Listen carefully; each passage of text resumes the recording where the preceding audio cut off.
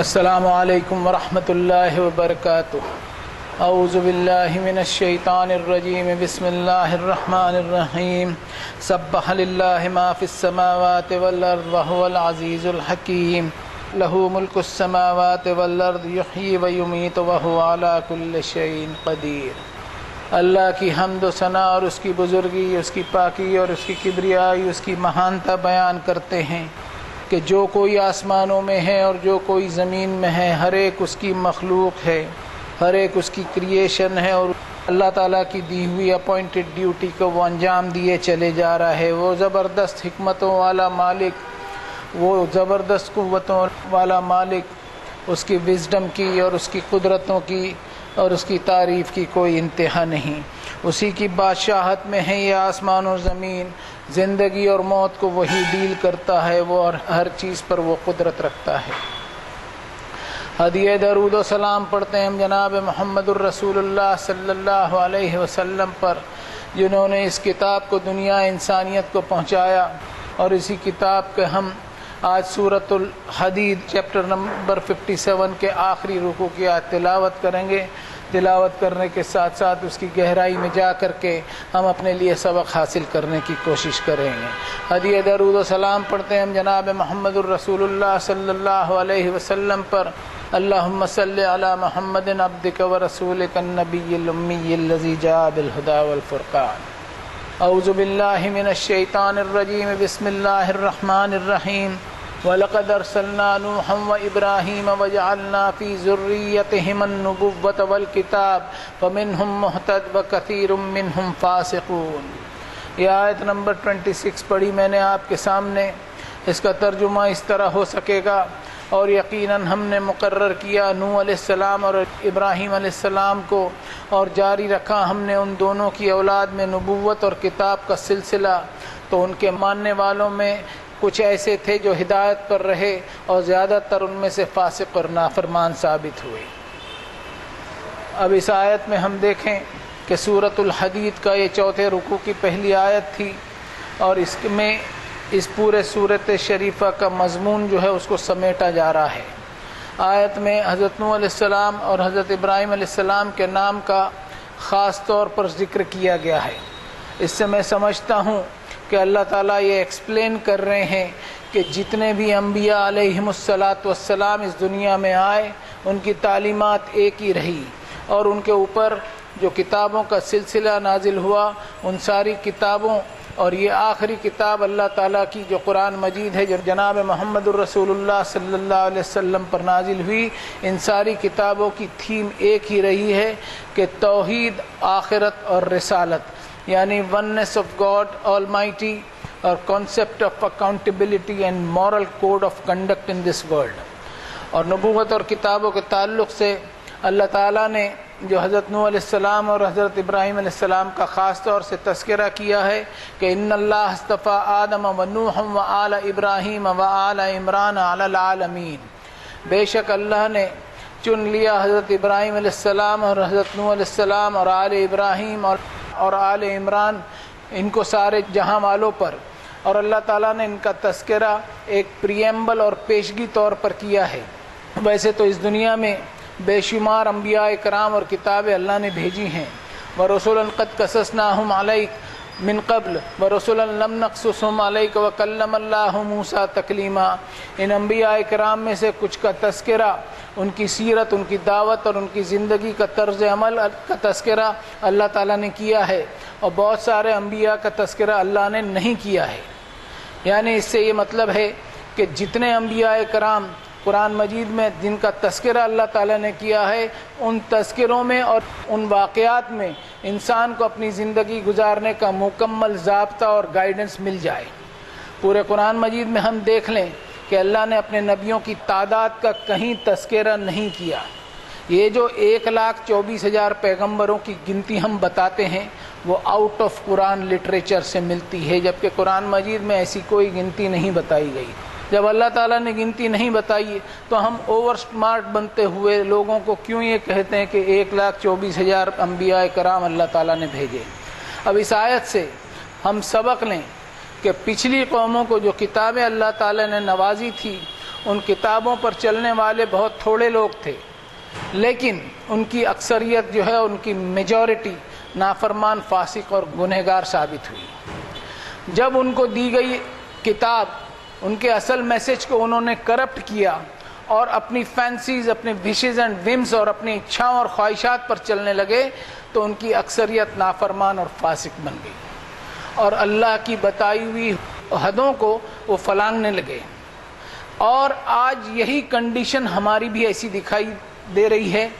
کہ ایک منسکیول مائنورٹی اور بہت چھوٹی سی اقلیت اس کتاب سے ہدایت حاصل کرتے ہوئے اپنی زندگی میں اس کو لاگو کر رہی ہے، جبکہ اکثریت اور میجورٹی کا حال یہ ہے کہ قرآن مجید کو چھوڑ رکھا ہے۔ The Holy Quran is the extent to guide them aright۔ قرآن مجید کی نورانی ہدایت رہنمائی کے لیے موجود ہے، اور ایک انسان کے لیے قرآن مجید سے ملی ہوئی ہدایت کافی ہے۔ اور اس کے بارے میں فرمایا، قل بفضل اللہ وبرحمتہ فبذلک فلیفرحوا ھو خیر مما یجمعون۔ قرآن مجید کو اللہ تعالیٰ کا فضل اور اس کی رحمت سمجھتے ہوئے امت اسی سے ہدایت اور گائیڈنس حاصل کرتے رہے، اور آؤٹ آف قرآن اور دیگر لٹریچر میں ہدایت تلاش نہ کرے، اس میں ہدایت نہیں ملے گی۔ لیکن ایسا ہو نہیں رہا ہے، اس کتاب کی ناقدری کی جا رہی ہے، جس کی وجہ سے ایسا لگتا ہے کہ امت اللہ تعالیٰ کی کتاب ہدایت سے کوسوں دور ہے، اور حالت ہماری اتنی بگڑ گئی ہے کہ ہم پچھلی قوموں کی طرح اپنی خواہشات کے پیچھے لگ گئے اور فاسق ہو گئے۔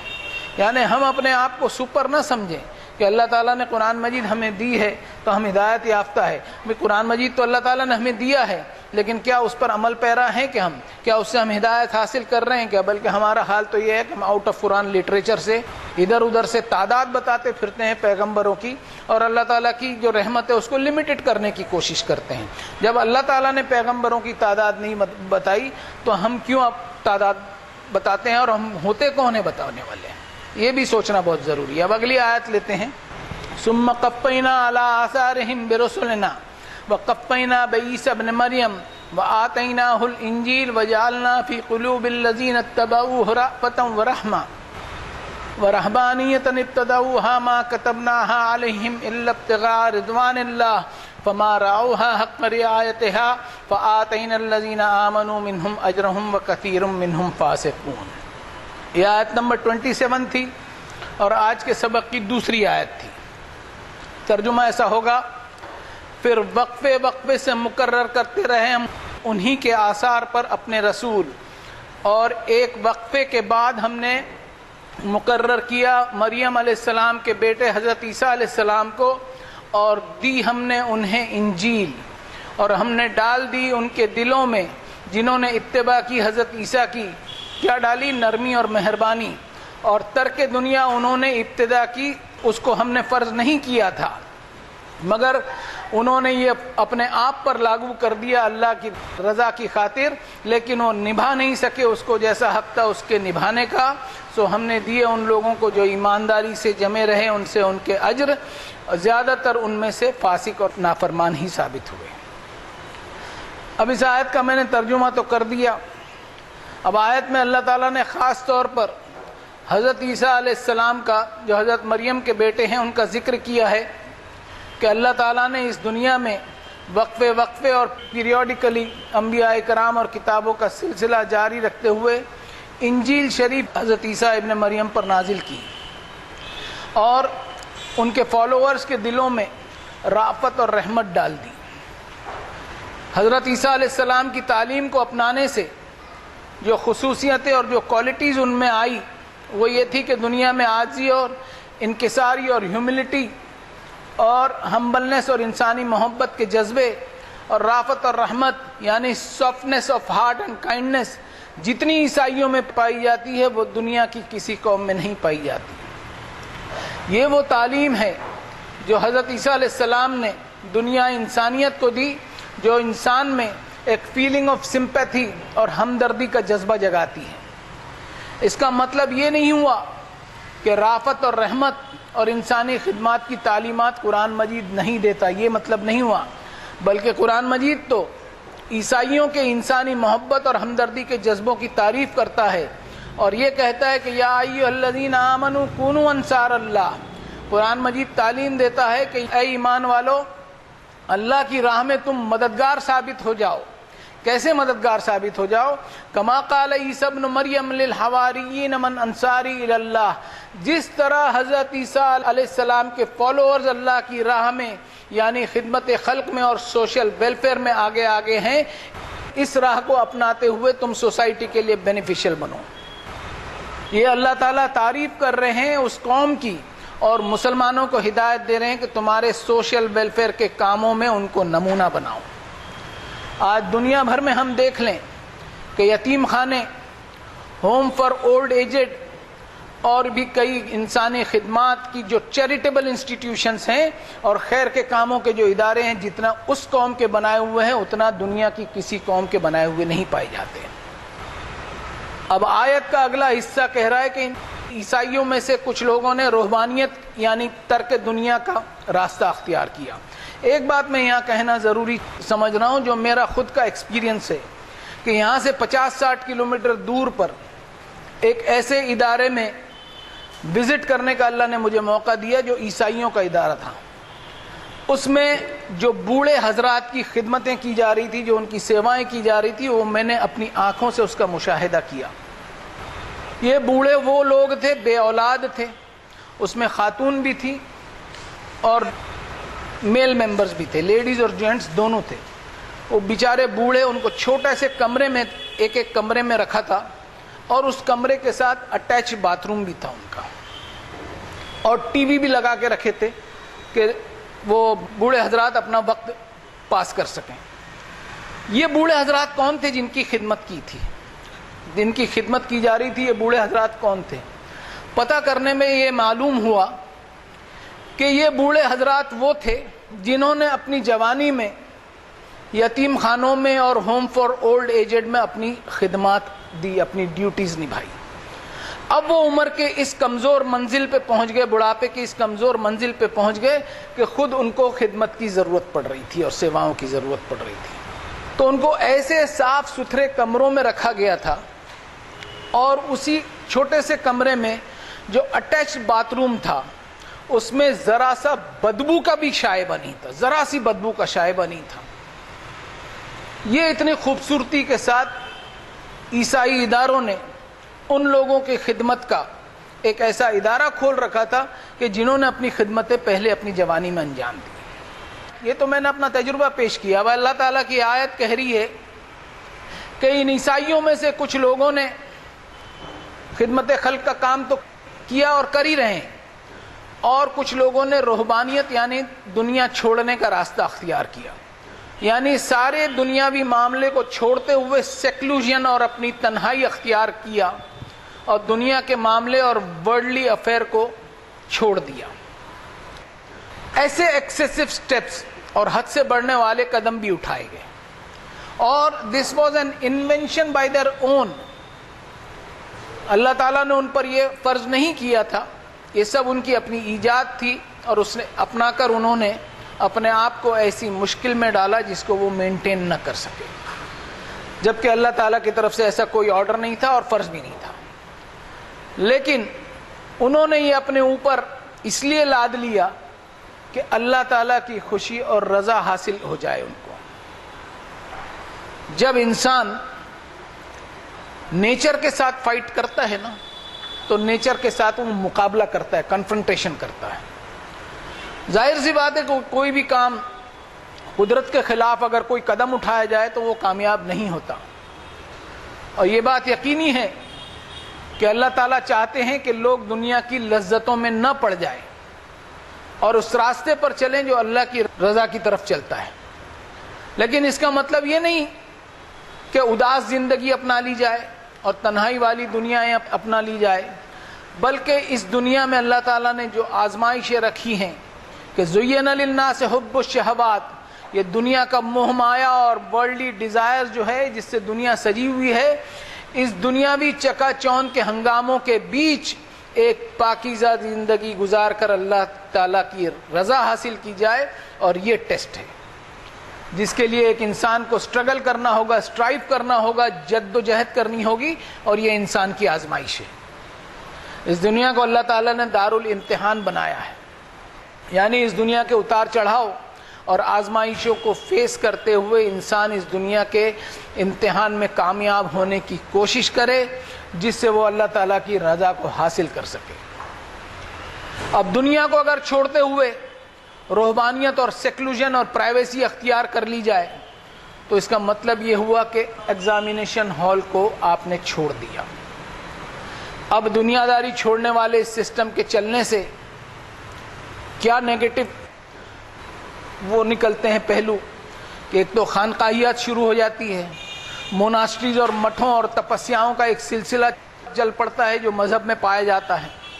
اور اس طرح مذہب میں نئی نئی بدعتیں اور انوویشنز جو ہے وہ دنیا میں پنپنے لگتے ہیں، جس کی وجہ سے مذہبی چودھری جو ہے وہ پھلنے پھولنے لگتے ہیں، اس لیے کہ انہوں نے اپنے آپ کو دنیا داری سے الگ کر لیا،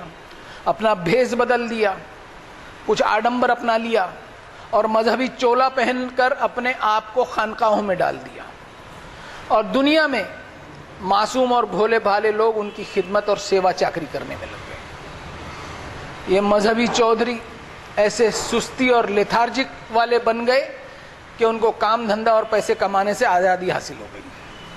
اور گھر خرچ کے لیے ان کے فالوورز نے ان کو ہدیہ، تحفے، تحائف اور یہ دینا شروع کر دیا، اور ان کا ہاتھ دینے والے کی جگہ لینے والا ہاتھ بن گیا۔ جبکہ قرآن مجید میں نبیوں کی جو سنت بتائی گئی ہے وہ ہے وَقَالُوا مَا لِهَٰذَا الرَّسُولِ يَأْكُلُ الطَّعَامَ وَيَمْشِي فِي الْأَسْوَاقِ لَوْلَا أُنزِلَ عَلَيْهِ مَلَكٌ فَيَكُونَ مَعَهُ نَذِيرًا۔ ہر نبی کی سنت رہی ہے کہ انہوں نے خانقاہی زندگی نہیں اپنائی اور دنیا داری کو نہیں چھوڑا اور اپنی روزی روٹی کے لیے کسی پر ڈیپینڈنٹ اور آسرے پر نہیں رہے، بلکہ بازاروں اور مارکیٹوں میں ان کا موومنٹ رہا، بزنس بھی کیا، پروفیشن بھی کیا،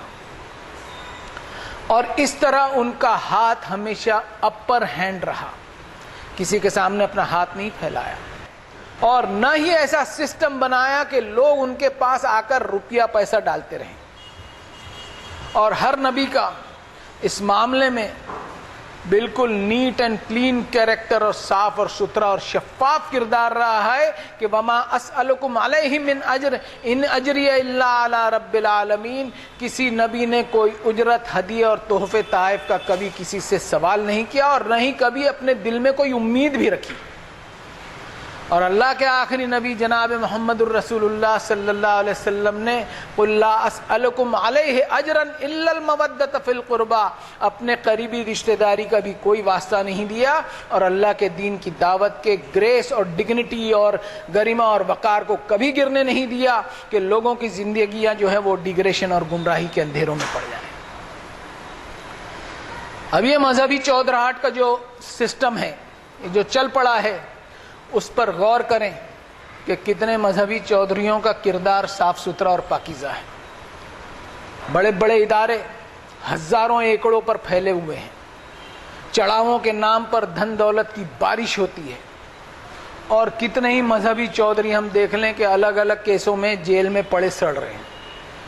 جن کے بارے میں اللہ نے فرمایا فَلَا تَغُرَّنَّكُمُ الْحَيَاةُ الدُّنْيَا وَلَا يَغُرَّنَّكُمْ بِاللَّهِ الْغَرُورُ، کہ اس دنیا میں مذہبی دھوکے بازوں کی کمی نہیں ہے۔ اللہ تعالیٰ نے انسانوں کو سچیت کرایا ہے کہ ان دھوکے بازوں کے چکر میں کبھی نہ آنا۔ اور آگے یہ بھی فرمایا اللہ تعالیٰ نے یا ایھا الذین آمنوا ان کثیرا من الاحبار والرہبان لیأکلون اموال الناس بالباطل ویصدون عن سبیل اللہ۔ یہ دھوکے باز مذہبی چودھری اپنے مذہبی ہونے کے دکھاوے کی آڑ میں معصوم جنتا کا مال بٹورتے ہیں، اور اس طرح ان معصوم اور گلیبل فالوورز اور بھولے بھالے پیروکاروں کو اللہ کے راستے پر جانے سے روکتے ہیں۔ ان مذہبی ٹھیکیداروں سے الگ الگ عقیدے، آستھائیں اور مانیتائیں وجود میں آ گئی، اور لوگ الگ الگ طریقے کے عقیدے لیے گھوم رہے ہیں۔ وہ عقیدے جن میں ان کے مذہبی ٹھیکیدار کا ربر سٹیمپ لگا ہوا رہتا، سیل لگی ہوئی رہتی ہے، اور اس طرح لوگوں کے دلوں میں سچے ایمان میں ایک دھندلا پن آ گیا، اور ان مذہبی چودھریوں کی ہیرو ورشپنگ اور شخصیت پرستی ہونے لگی، اور یہ سلسلہ آج تک کے چل رہا ہے۔ ان کے فالوورز اور فینس بننے لگے، ان کے مداحوں اور تعریف کرنے والوں کے گروپ بننے لگے جو ان کی تعریفوں میں قصیدے پڑھتے تھکتے نہیں، جس میں غلو کرتے ہیں، ایگزیگریشن کرتے ہیں، ان کی کراماتوں کے چکر شروع ہو جاتے ہیں۔ اور ان گروپس کے الگ الگ ڈریس کوڈز بھی بن گئے، الگ الگ پگڑیاں بن گئی ہیں، الگ الگ ٹوپیاں بن گئی ہیں، اور عقیدے اور آستھاؤں کا ایسا چکر چلا جس کی کوئی ویلیو پورے قرآن مجید میں آپ کو نہیں ملے گی۔ اور یہ اس لیے ہوا کہ ان آستھاؤں اور عقیدوں کا سینٹر پوائنٹ مذہبی ٹھیکیدار بن گئے۔ اور ایک بات یہ کہہ دوں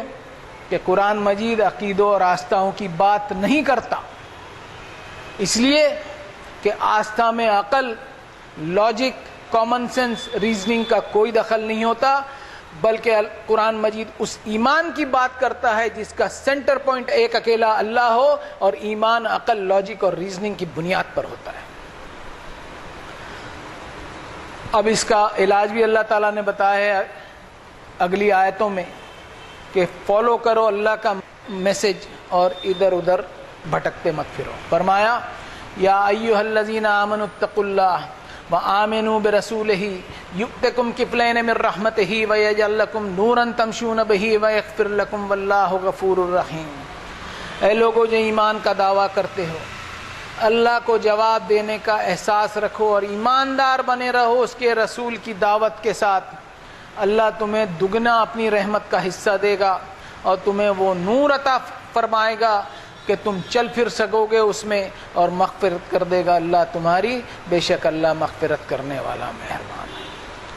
یہ 28 نمبر کی آیت پڑھی میں نے آپ کے سامنے، ترجمہ بھی کیا۔ اس آیت میں اللہ تعالیٰ نے ایمان والوں کو اسپیشلی 2 آرڈرز دیے ہیں۔ نمبر 1 اللہ کا تقوی اور اس کا لحاظ، اور نمبر 2 اس کے رسول یعنی اللہ کے پیغام کے ساتھ ایمانداری۔ اکثر اور بیشتر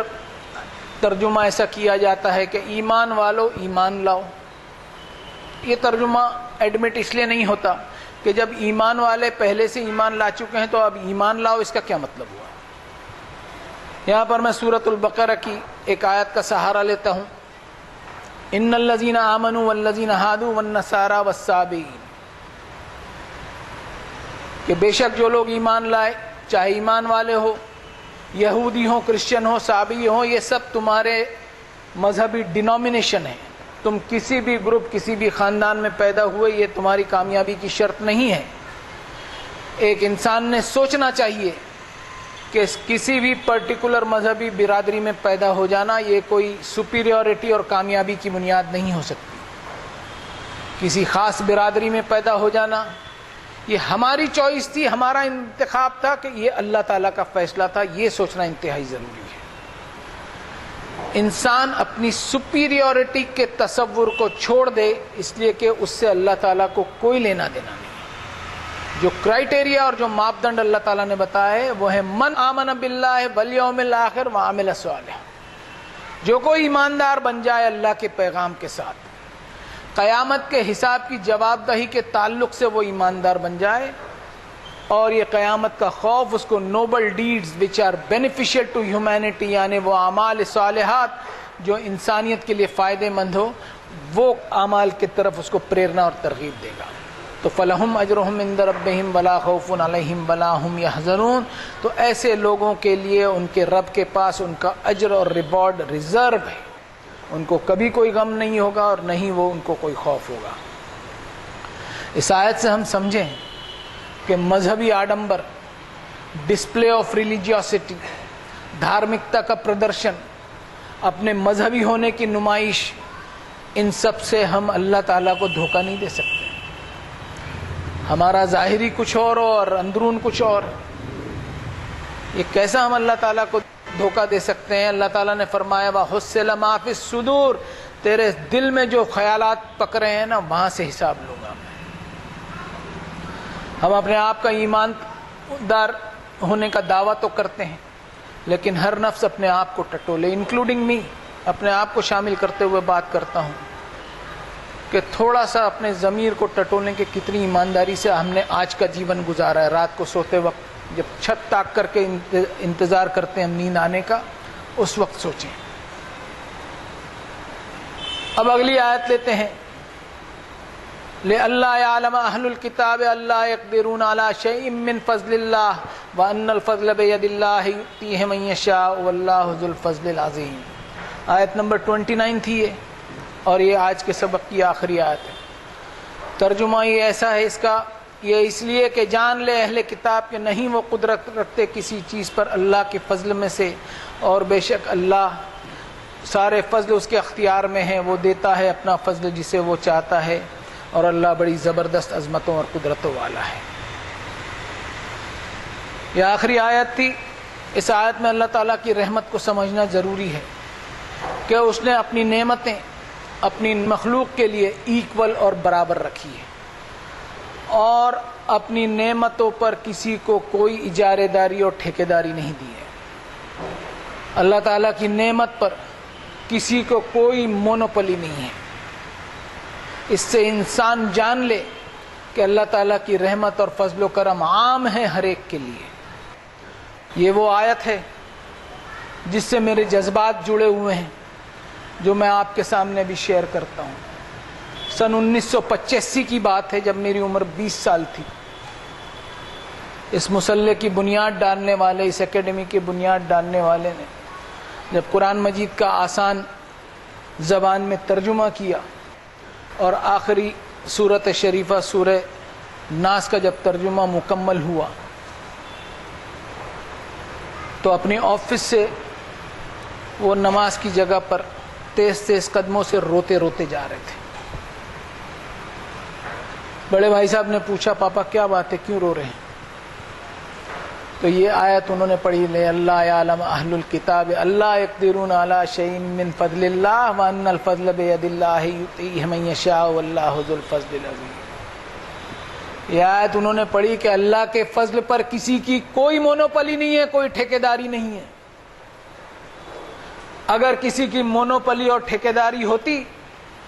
تو میں 3-4 کلاس مشکل سے پڑھنے والا کیا اللہ کی کتاب کا ترجمہ آسان زبان میں کر سکتا تھا؟ یہ ہے اللہ تعالیٰ کی رحمت جو ہر ایک پر عام ہے۔ ضرورت ہے کہ انسان جڑ جائے اپنے رب کی کتاب سے ہدایت کی خاطر کہ یا اللہ میں ہدایت کا طلبگار ہوں، اور یہ اللہ تعالیٰ کی گرانٹ اور عطا اور بخشش ہے کہ کوئی اس کو روک نہیں سکتا۔ ویسے ہی آپ ہدایت جو ہے وہ میرے لیے آپ جاری کر دیجئے، ہدایت کی خاطر میں آپ کی کتاب کی طرف جڑتا ہوں، اس لیے کہ آپ نے اپنی کتاب میں فرمایا ھدی للناس وبینات من الھدی والفرقان، کہ یہ کسی خاص گروپ کے لیے نہیں ہے بلکہ ساری انسانیت کے لیے ہے۔ یہ گلوبل انہیریٹنس ہے، عالمگیر وراثت ہے۔ اور ویسے ہی قل یا ایھا الناس انی رسول اللہ الیکم، اللہ کے آخری نبی جناب محمد الرسول اللہ صلی اللہ علیہ وسلم بھی خاص مسلمانوں کے لیے نہیں ہے، جمیعا الذی لہ ملک السماوات والارض، ساری انسانیت کے لیے وہ نبی ہیں۔ اب ہم مسلمان ہونے کی حیثیت سے نہ اللہ کی کتاب کو پرسنلائز کر سکتے ہیں اور نہ ہی جناب محمد الرسول اللہ صلی اللہ علیہ وسلم کی شخصیت کو پرسنلائز کر سکتے ہیں۔ یہ اللہ کا فضل ہے ہم پر کہ ثم اورثنا الکتاب الذین اصطفینا من عبادنا، کہ اللہ تعالیٰ نے ہم کو اپنی آخری کتاب قرآن مجید کا وارث بنایا ہے۔ لیکن اللہ تعالیٰ نے اگر وارث بنایا ہے تو یہ اترانے اور فخر کرنے کا سبب نہیں ہے، بلکہ دا مور گریس دا مور رسپانسبلٹی، جتنا زیادہ اللہ کا فضل ہے اور اس کے انعامات ہیں اتنی زیادہ ذمہ داریاں ہیں اور اتنی زیادہ اکاؤنٹیبلٹی ہے۔ اب اس میں ہماری ڈیوٹیز نکلتی ہیں، وہ کیا نکلتی ہیں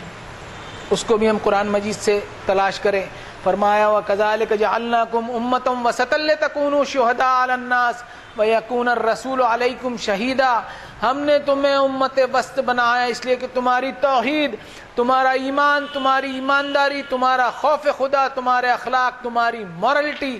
رسول اللہ صلی اللہ علیہ وسلم کی اخلاقی اور سماجی سنتوں پر تمہارا عمل، یہ سب ایک اعلیٰ نمونہ بن کر معاشرے پر ظاہر ہوں، جس میں انسانوں کو قرآن مجید کی دعوت کا اثر دکھائی پڑے تو یہ سب باتیں اپنے آپ میں دعوتی رول انشاءاللہ ادا کر سکتی ہیں۔ نبی صلی اللہ علیہ وسلم کی سنت کے نام پر ایک سے بڑھ کر ایک ڈھونگ ہے ہمارے پاس، ایک سے بڑھ کر ایک ڈرامے بازی ہے۔ ہم ان کی سنتوں پر عمل کرنے کا دعویٰ بہت کرتے ہیں، لیکن معافی کے ساتھ کہنا چاہوں گا کہ ان کی ظاہری سنتوں پر فوکس ہے، رسول اللہ صلی اللہ علیہ وسلم کی سب سے بڑی سنت کہ انہوں نے قرآن مجید کی کوئی بھی آیت بغیر سمجھے نہیں پڑھی، تو اتنی بڑی سنت ہم سے کیسے چھوٹ گئی کہ ہم حفظ پہ حفظ کرے چلے جا رہے ہیں، تلاوت پہ تلاوت کیے چلے جا رہے ہیں، لیکن سمجھنے سے ہم کو سو دور ہے۔ اپنی بات کو ختم کرنے سے پہلے ایک حدیث پڑھ کر سنانا چاہوں گا۔ الا انہا ستکون فتنہ او کما قال علیہ الصلوۃ والسلام، رسول اللہ صلی اللہ علیہ وسلم نے فرمایا خبردار دنیا میں ایک فتنہ اٹھے گا۔ قلت مل مخرج یا رسول اللہ، امیجیٹ دن اینڈ دیر رسول اللہ صلی اللہ علیہ وسلم سے پوچھا گیا کہ اس سے بچنے کی ترکیب بتائیے۔ قال کتاب اللہ، رسول اللہ نے فرمایا اونلی قرآن مجید، اور ساتھ میں ایک وارننگ بھی دی، من ترکہ من جبار قسمہ اللہ، اور یہ بھی فرمایا جس نے قرآن کو زبردستی چھوڑا توڑ کے رکھ دے گا اسے اللہ، اور وَمَنِ ابْتَغَى الْهُدَى فِي غَيْرِهِ أَضَلَّهُ اللَّهُ، جس نے قرآن کے علاوہ کہیں اور ہدایت تلاش کی بھٹکا کے رکھ دے گا اللہ، اس کو گمراہ کر کے رکھ دے گا اللہ۔ یہ کچھ آج کے اس آخری رکوع پر، سورۃ الحدید کے آخری رکوع پر اللہ تعالیٰ نے جو کچھ سجھایا میں آپ کے سامنے پیش کرنے کی کوشش کی میں نے۔ ضرورت ہے کہ ہم اس کتاب سے جڑ جائیں جو ہمیں وراثت میں بغیر کسی محنت کے ملی ہے، بغیر کسی محنت کے۔ ہمارا حساب دگنا ہے، ہماری ذمہ داریاں بھی دگنی ہیں، ہم اس کو فیل کریں، محسوس کریں، اس پہ فخر نہ کریں، بلکہ ہمارا ایٹیٹیوڈ ایسا ہمبلنس والا ہو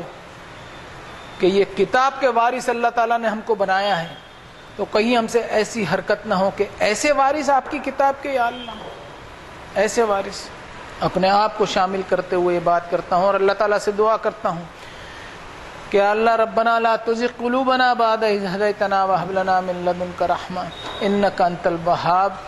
سبحان ربک رب العزۃ عما یصفون وسلام علی المرسلین والحمد للہ رب العالمین۔